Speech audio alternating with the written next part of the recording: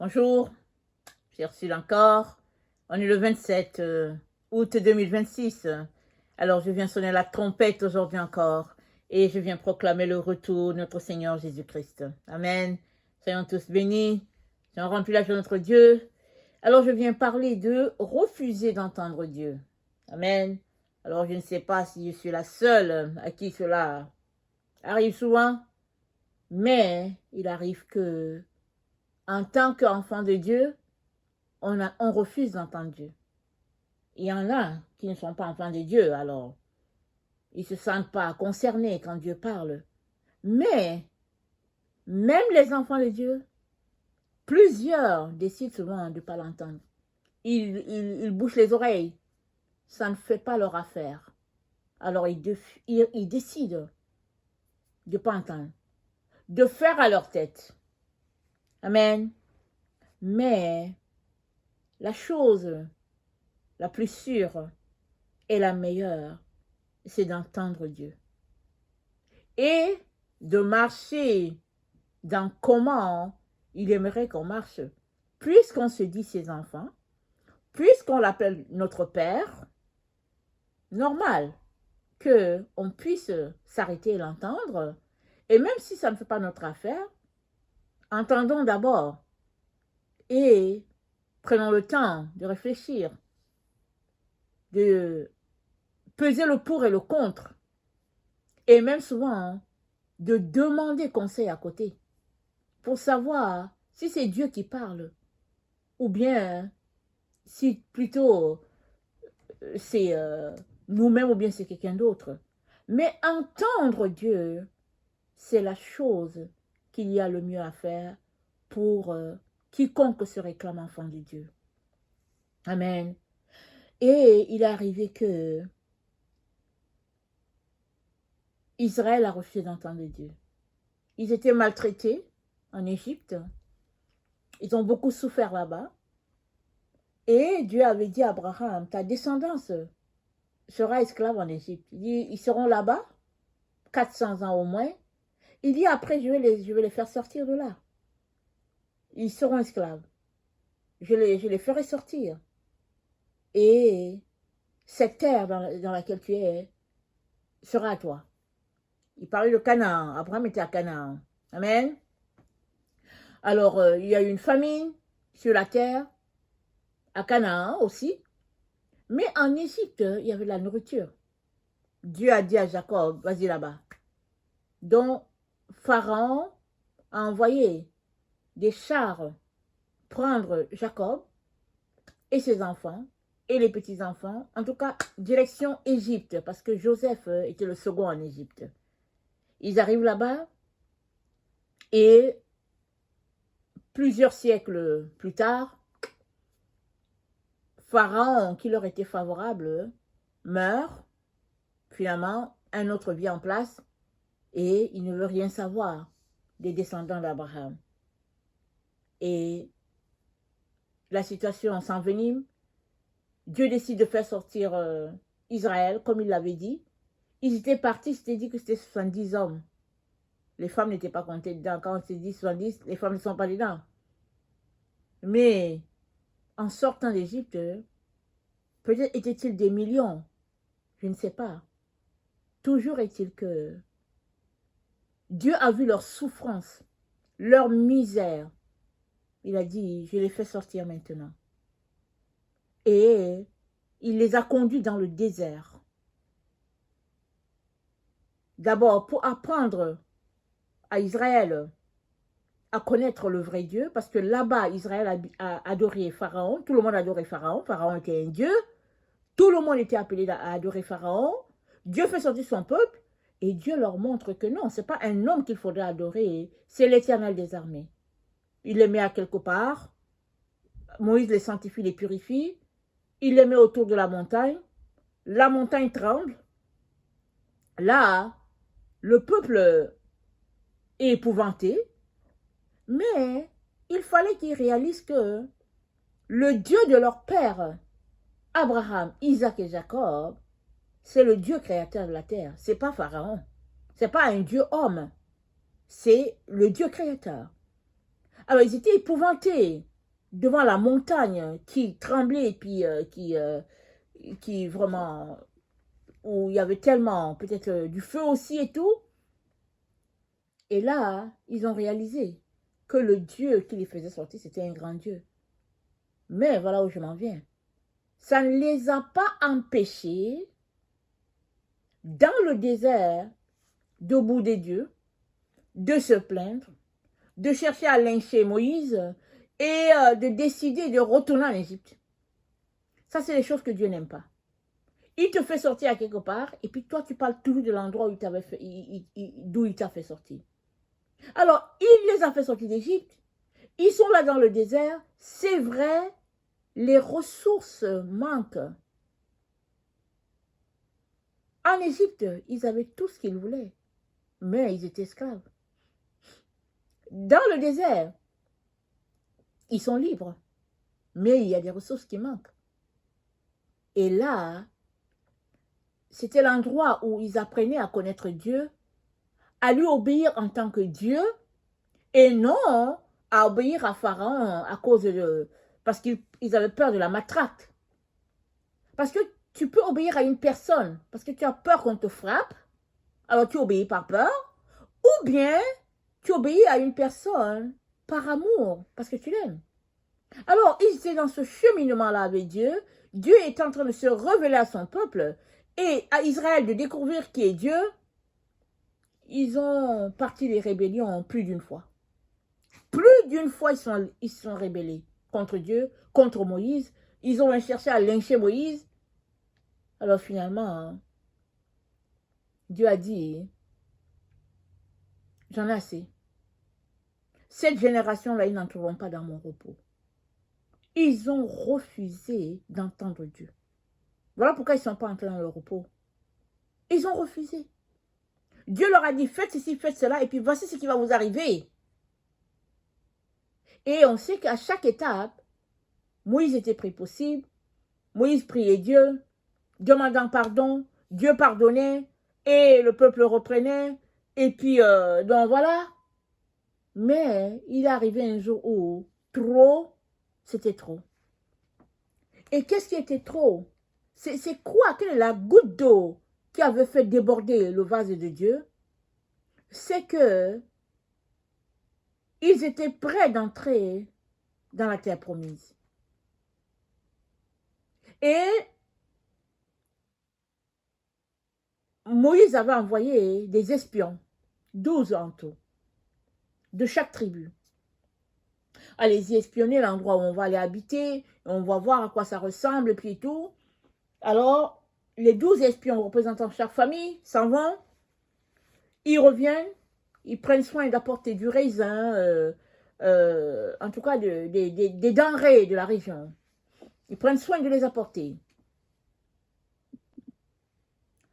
Alors, il y a 10 qui disent que, en tout cas, c'est une terre, c'est vrai, c'est une terre là où il coule le lait, le miel, et puis voici même, on vous a apporté des raisins, et puis je ne sais pas s'il y avait des figues. Ils disent, seul problème, il y a des géants là-bas. Ils vont nous terminer. Ils vont nous anéantir. On ne peut pas combattre contre eux. Caleb et Josué disent, ok, d'accord, il y a des géants, c'est vrai, mais nous allons les massacrer. Amen. Deux langages différents. Et Dieu n'a pas aimé le langage négatif, le langage des poltrons, le langage des gens qui, le combat n'est pas déjà enclenché, qu'ils ont déjà crié défaite. Dieu n'aime pas ça. Il ne nous a pas appelés à être des défaitistes. La victoire commence dans la pensée. Ce n'est pas devant l'armée qui est là que tu vas commencer à dire, ok, ils vont m'emporter, ils vont me faire ceci. Non, non, non. Ta victoire commence dans la pensée. Quand Dieu te révèle ce qui se passe, alors ta pensée est tout simplement que avec Dieu, j'aurai la victoire. Avec Dieu, je suis plus que vainqueur. Parce que la victoire qui triomphe du monde, c'est ma foi. Et c'est quoi ma foi? C'est le fait de croire que Dieu est capable de combattre pour moi. Moi, je ne peux pas combattre, mais Dieu va combattre pour moi. C'est ça qui a manqué aux 10 espions. Non seulement ils étaient négatifs, vraiment en train de se plaindre au point oui ou non, mais ils ont enflammé la foule. Enflammé le peuple qui n'était pas parti. Ils leur ont dit, on s'en va pour mourir là. Ça y est là. Moïse nous envoie pour nous tuer. Et le peuple s'est mis à bouder, à riposter, à se lamenter. Ils n'étaient pas encore partis. Qu'ils pleuraient déjà. En disant, Moïse, tu nous as amenés dans le désert pour nous tuer. Et puis, Dieu n'a pas aimé. Parce que le peuple a manifesté son incrédulité. Et si tu es déjà incrédule en partant, et que déjà dans la pensée, tu es défait, je ne sais pas où tu t'en vas. Amen. Tu es défait dans la pensée, où est-ce que tu t'en vas? Le combat n'a pas commencé, que tu as crié défaite, que tu as jeté les gants de boxe, et puis que tu t'es mis à pleurer, à mettre le sable sur ta tête. Mais c'est qui va t'aider? Alors, ils ont refusé d'entendre Dieu. C'est ça. Et Dieu a dit, ils n'entreront pas dans mon repos. Je ne veux pas de telles personnes. Je ne veux pas de tel esprit dans mon équipe. Et Dieu nous le dit encore aujourd'hui. L'équipe du Seigneur Jésus, ce sont des victorieux. Ce sont des combattants. Ils n'ont aucune arme sur eux. Mais le combat, n'est-ce pas, s'enclenche dans la pensée. Et la victoire, c'est dans la pensée que tu l'acquiers. Parce que c'est Christ notre victoire. Il a gagné le combat pour nous. Les gens, il était sur la croix, les gens disent, ok, toi, descends de la croix. Si tu es tellement puissant, descends. Parce que tu as sauvé les autres, qu'est-ce qui fait que tu ne descends pas la croix? Mais si Jésus-Christ descendait, où serions-nous aujourd'hui? La mort n'aurait pas été vaincue. Jésus a dû être faible. Il a dû être sans défense. Il s'est laissé mourir comme un brigand pour que toi et moi, hein, nous puissions être appelés enfants de Dieu aujourd'hui et que nous puissions être revêtus de la puissance de Dieu et que nous puissions être bénéficiaires de la gloire divine. Il a fallu que Jésus-Christ marche dans l'humilité et qu'il renonce à son pouvoir, ou bien si on peut le dire, à ses muscles. Il fallait qu'il renonce à ça. Parce que c'est dans le calme et la confiance que sera notre force à ces heures où nous nous trouvons. Alors, Dieu n'a pas changé. Il fonctionne avec le même pattern. Il nous demande, alléluia, d'entendre Dieu. Qu'est-ce qu'il a dit? Et lève-toi et va obéir. Dans le psaume 25, au verset 8, c'est dit, l'Éternel est bon et droit. C'est pourquoi il montre aux pécheurs la voie. Il conduit les humbles dans la justice. Il enseigne aux humbles sa voie. Connaître la voie de Dieu, ça prend ton humilité. Et ça commence par toi entendre. Et une fois que tu entends, que tu réalises que c'est Dieu, tu dois obéir. Mais plusieurs refusent d'entendre. Ils bouchent leurs oreilles, je n'ai pas entendu. Et il y en a même, ils peuvent fermer leurs rideaux pour dire je n'ai rien vu. Comme ça, il n'y a personne qui va venir leur poser des questions. la paix. Or, se comporter ainsi, c'est tout simplement révélateur de notre manque de foi. On décide d'avoir la foi. C'est-à-dire, on décide de croire, basant notre force sur un plus grand, ici Dieu. Si Dieu ne t'a rien dit, il t'a rien dit. Alors tu as beau dire, j'ai la foi que je vais traverser ce pont, c'est toi qui as inventé ton histoire. Mais si Dieu t'a dit quelque chose, alors ne bouge pas tes oreilles. S'il t'a dit quelque chose, arrête-toi, questionne-le et décide de marcher dans ce qu'il a pour toi. Parce que s'il l'a dit, il sera à tes côtés pour t'aider à réaliser ce qu'il attend de toi. Et il sera à tes côtés pour te faire traverser le pont pour que de l'autre côté, n'est-ce pas, tu puisses voir la gloire de Dieu. C'est ça notre Dieu. C'est comme ça qu'il fonctionne. Alors, dans le psaume 33, excusez-moi,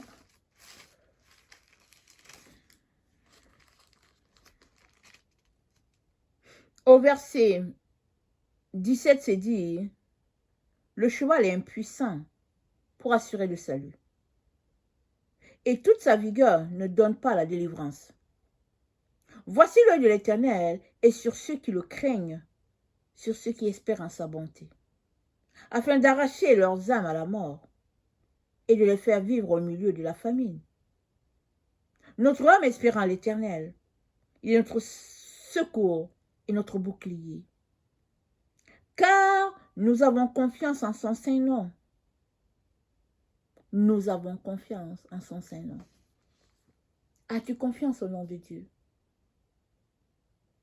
La Bible dit, le nom de Dieu est une tour. Le juste y court et il est sauvé.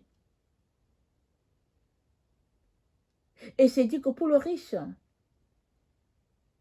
sa richesse, c'est une tour pour lui. C'est une muraille de protection pour le riche. Mais il est dans l'illusion. Parce que ta richesse a beau t'acheter telle situation, telle condition et tout, mais viendra un jour où la richesse ne pourra rien faire. Une fois devant Dieu, n'est-ce pas, te questionnant sur ce que tu as fait de ton âme, ta richesse ne pourra rien. Parce que, anyway, une fois que tu quittes cette terre, ta richesse elle reste derrière toi. C'est d'autres personnes qui utilisent ce que tu as accumulé. Alors, le Seigneur te dit, donne-moi ton cœur, donne-moi ta vie, assure, n'est-ce pas, ta place dans l'éternité. Parce que Dieu montre à ses enfants la voie à suivre, il marche avec eux et il les aide à accomplir les œuvres qu'il a déjà prévues d'avance pour eux. Plusieurs ont choisi de faire le sourd. Ils font les sourds, ils font comme s'ils n'ont pas entendu, ils font comme s'ils n'ont pas vu. Mais la chose à faire, c'est d'affronter la situation. Pour dire, ok Seigneur, nous voici dans le plein désert.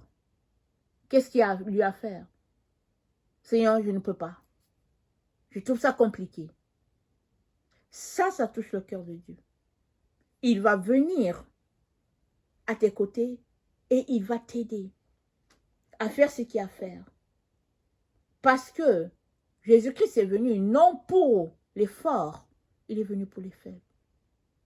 Il est venu non pour les bien portants, il est venu pour les malades. Si tu es dans une situation où tu ne peux pas réaliser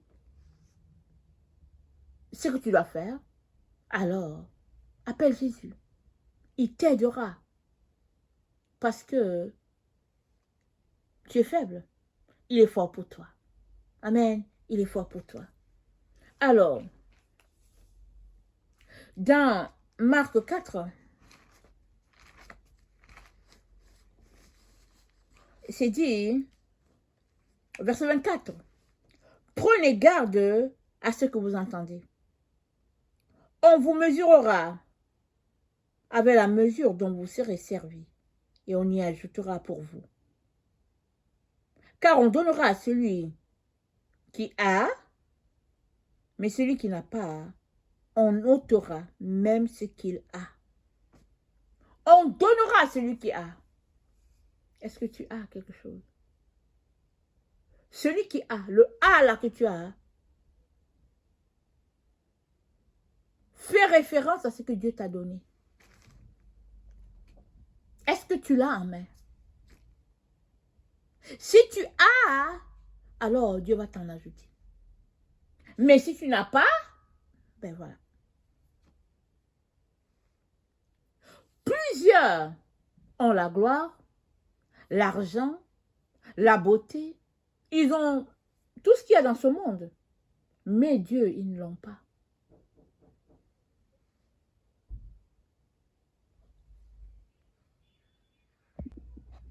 Alors, ce que tu as est connecté à ta relation avec Dieu.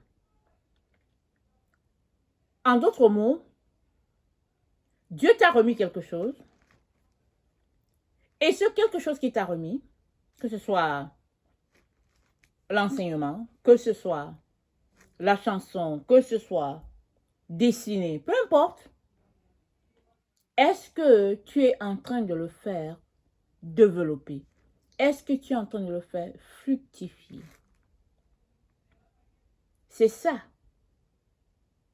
qui sera quelque chose que tu as. Parce que Dieu a mis le talent en toi. Que ce soit juste le fait de cultiver de l'oignon, c'est Dieu qui te l'a donné comme talent. Et tu es en train de développer cela de telle sorte que ta culture d'oignons te rapporte des oignons pour que tu puisses en manger. Et s'il arrive que tu peux vendre des oignons, c'est encore meilleur. C'est bien.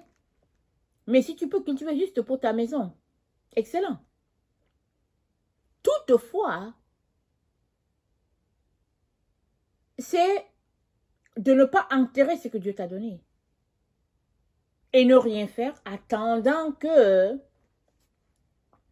une situation X se débloque. Et alors, tu vas faire ce que Dieu te demande. Il y a beaucoup de gens comme ça qui posent des conditions à Dieu. Si tu me donnes un mari, alors Seigneur, je vais faire cela. Si tu me donnes une femme, Seigneur, alors je vais faire ceci. Si tu me donnes des enfants, Jésus, je vais faire ceci. Si tu me donnes un salaire qui commence à partir de tel montant, 200 000, alors je vais faire cela. Au fait, tu es tout simplement en train de montrer à Dieu que ça ne t'intéresse pas de marcher avec lui. Parce que marcher avec Dieu, c'est marcher comme un enfant marche avec son père. Il n'y a pas d'enfant qui pose des conditions à son père ou à sa mère en disant « Ok, maman, tu sais quoi? Alors, si tu me donnes la robe rouge, je vais laver les assiettes. Sinon, maman, tes assiettes ne seront pas lavées. » Ça, ce n'est pas un enfant qui est conscient, n'est-ce pas, de toutes les conséquences que cela peut apporter, un tel comportement.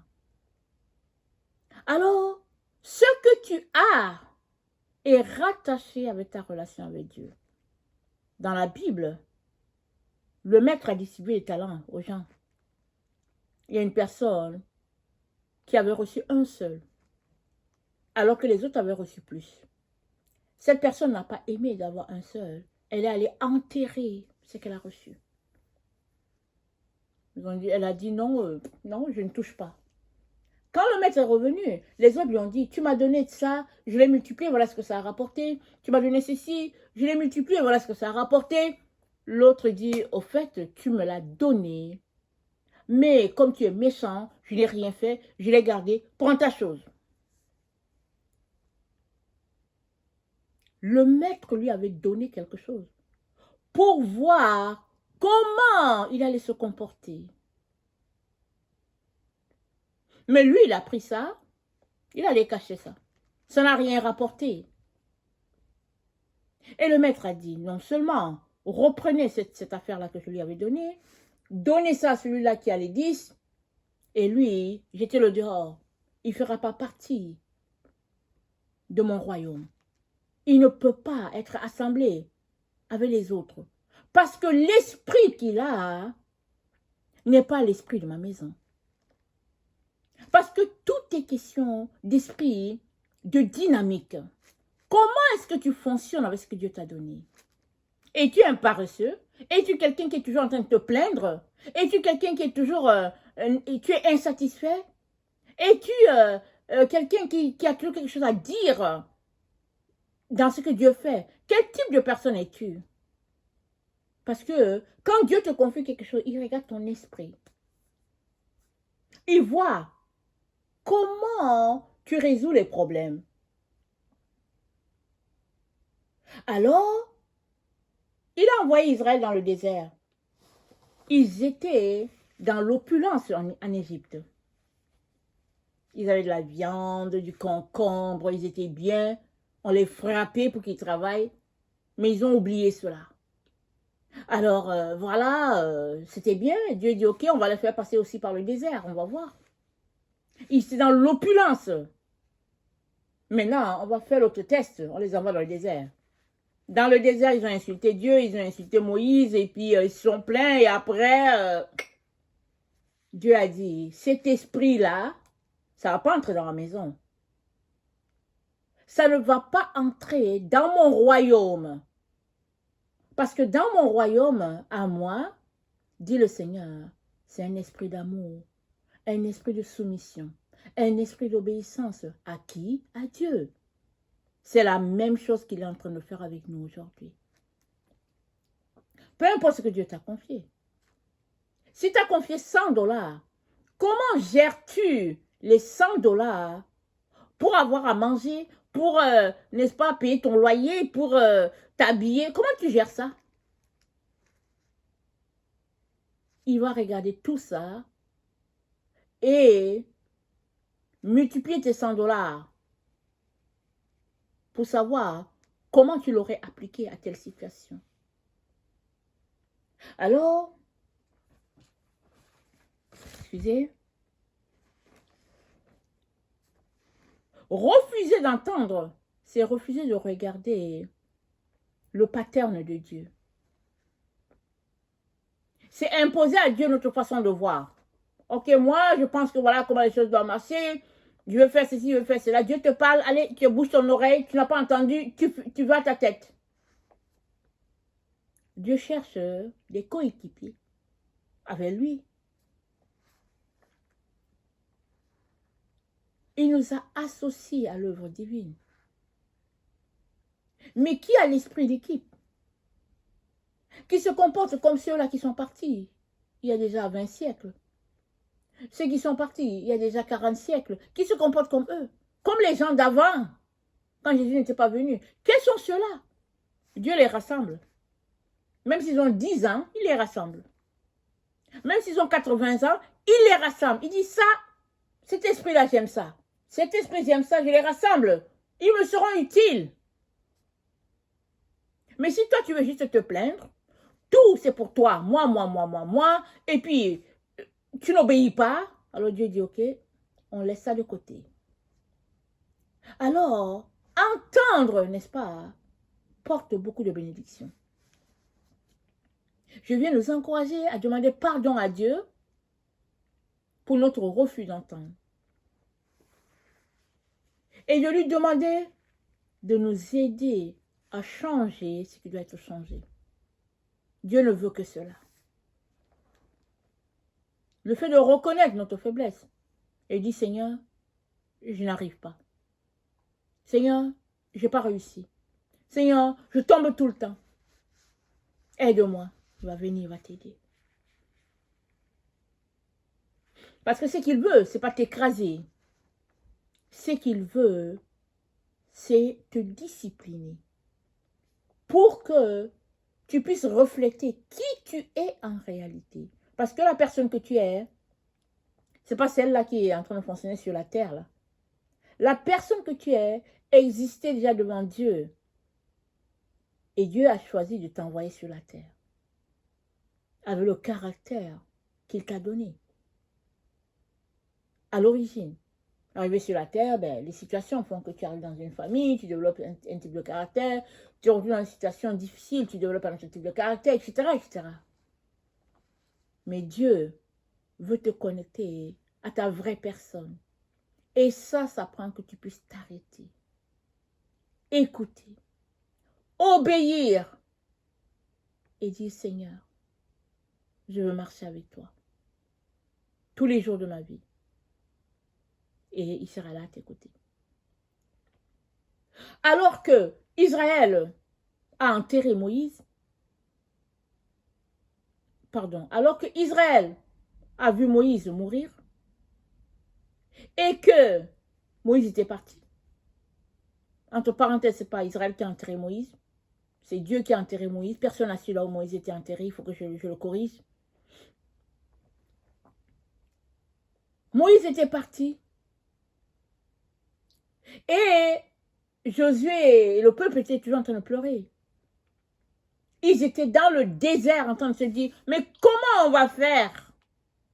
Dieu dit à Josué, Moïse est mort. Josué, Moïse est mort. Lève-toi et conduis le peuple. Alors, Josué a pris du temps devant le Seigneur. Il a pris en charge ses fonctions.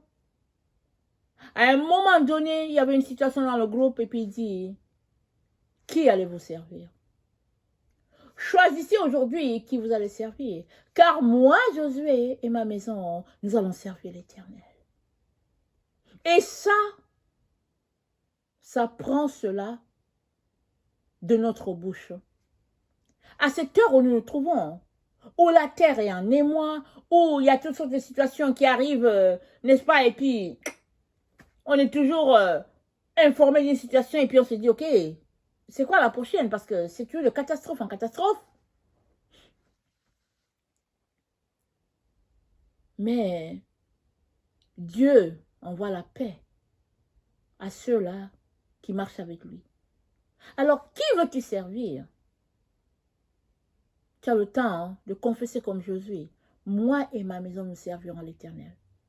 L'Éternel te prendra par la main, il te conduira. Et tu entendras clairement l'Éternel te parler.